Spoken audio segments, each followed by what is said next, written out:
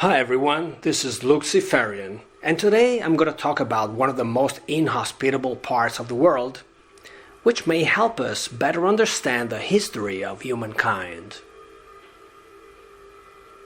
The Arctic is a unique area among Earth's ecosystems, and the cultures in the region have adapted to its cold and extreme conditions. The earliest known mention of this region was made by two famous authors from Asia Minor, namely Aristeas in the 7th century BCE and Herodotus 2 centuries later. They called it Hyperboreas or Hyperborea, which translates to the land beyond the northern winds, and described it as a location where the sun never sets in summer, while fire is absolutely necessary to provide warmth and light in winter. The first to have personally explored Hyperborea was the author Pytheas.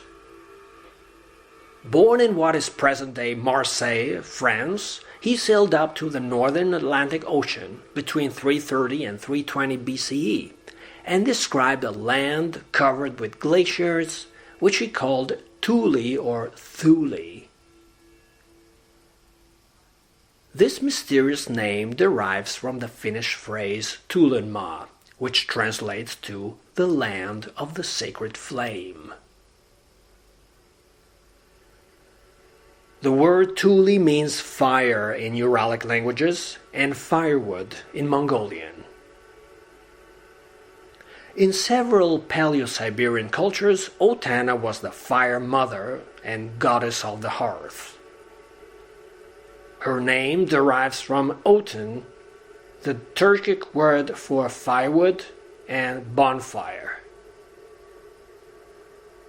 She brought fire to humankind at the dawn of prehistory, ensuring survival in the physical world and communication with the spiritual realm.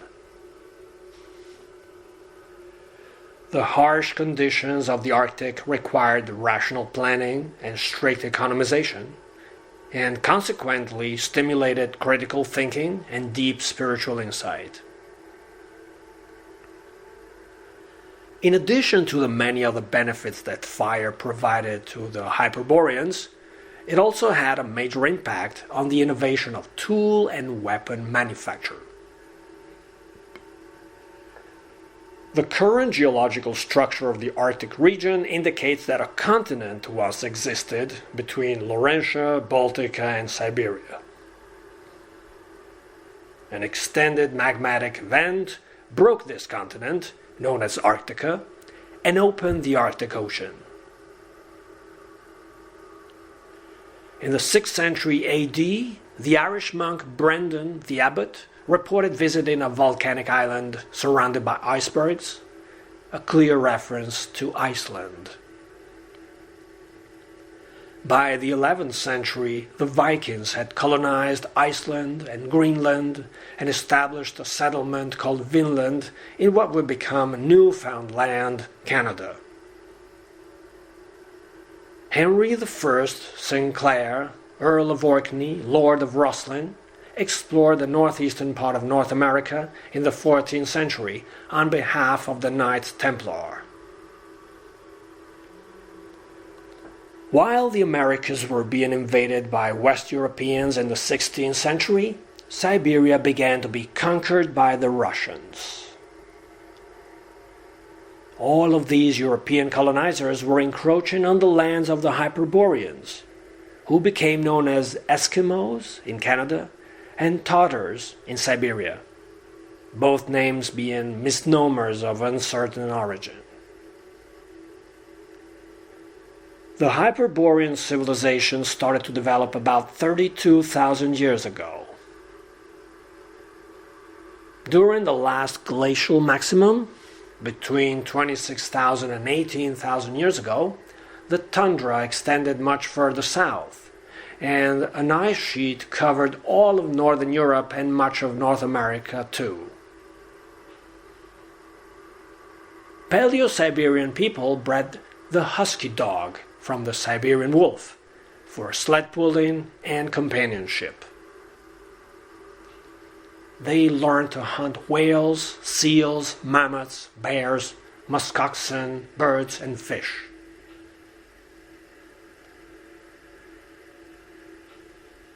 According to myth, thousands of years ago, a girl named Sedna fell overboard, never to be seen on land again. Not only did she survive, she actually grew a mermaid tail and became the ruler of the monsters of the deep. Hyperboreans hunted sea animals from single-passenger watercraft called kayaks, and transported people, goods, and dogs in larger boats called umiaks. Those who lived in the interior of Siberia depended on reindeer for food, clothing, and transportation.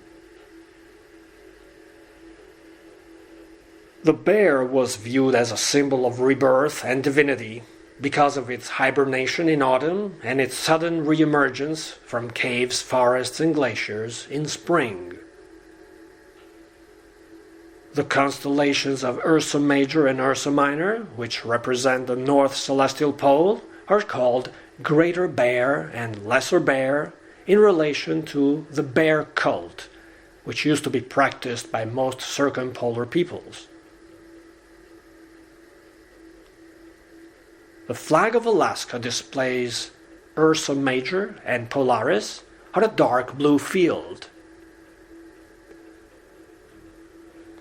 Hyperboreans understood they had to work in harmony with supernatural powers to provide the necessities of day-to-day life.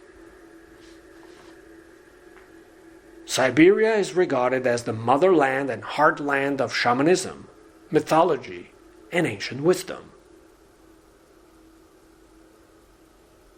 The word shaman, which is a Tungusic term, means the one who knows, and is cognate with Chinese nouns such as shifu, namely teacher or master, and shijian, that is, knowledge and experience.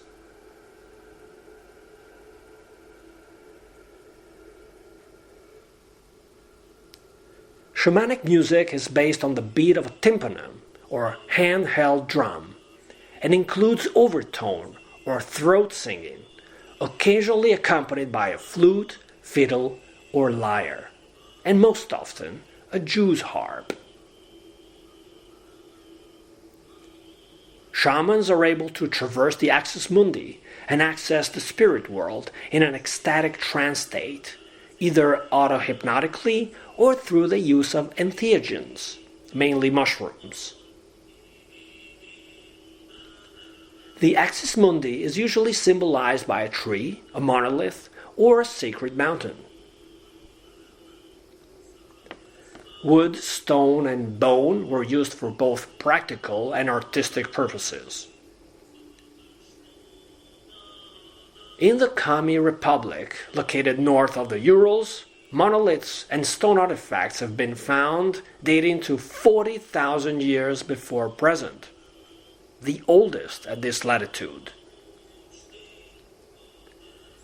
As the taiga developed in the post-glacial period, which began about 11,000 years ago, Paleo-Siberian culture became richer and more diversified.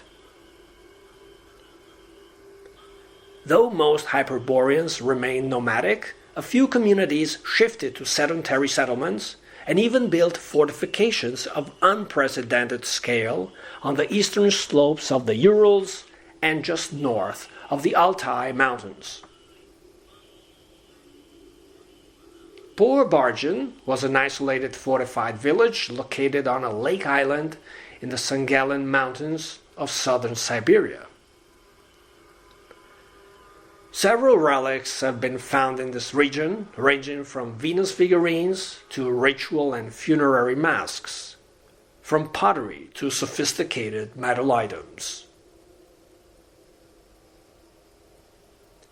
Around the White Sea in northern Russia, several puzzling megalithic structures were built by the Hyperboreans over the millennia. In the last few centuries, circumpolar and subarctic peoples have moved into wooden houses or lived in tents made of animal skins supported by a frame of bones or wood. In the colder months, at the highest latitudes, some small groups preferred sod houses or snow houses, the so-called igloos. Grasses, tubers, roots, plant stems, berries, and seaweed would be collected and preserved depending on the season and the location. Hyperboreans used stars to navigate at sea and landmarks to find their bearings on land.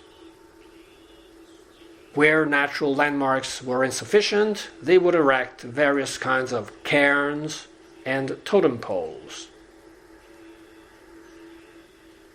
The westernmost Eurasian Arctic people is that of the Sami, of Uralic origin, who live primarily in Norway, Sweden, and Finland. The northernmost people is that of the Nenets, who live along the coastline of northern Russia between the Kola and Taimyr peninsulas. The Chukchi people, one of the oldest Siberian ethnic groups, have adapted to both maritime and terrestrial life in northeastern Siberia. The Ainu are considered the indigenous population of Hokkaido, the northern island of Japan. They used to stand out for their men's long beards and their women's tattooed lips.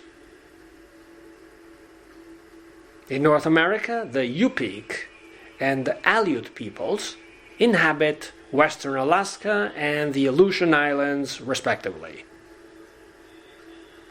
The Kwakiutl and Haida peoples of western Canada are famous for their wooden sculptures, colorful textiles, and traditional jewelry. The Mi'kmaq people, who devised a unique hieroglyphic writing system, inhabit southeastern Canada. The Inuit left Siberia about 3,000 years ago, settled northern Canada and Greenland, and became the easternmost and northernmost ethnic group in the Americas. As they migrated eastwards, they assimilated some pre-existing Athabascan tribes and pushed others south into the United States.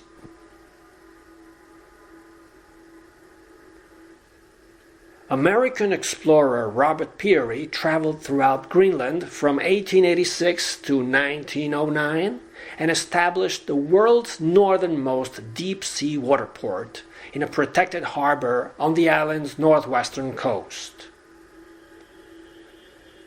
In 1910, Greenlandic explorer Knud Rasmussen built a hamlet there and named it Thule. By 1953, it had been converted into a modern air base.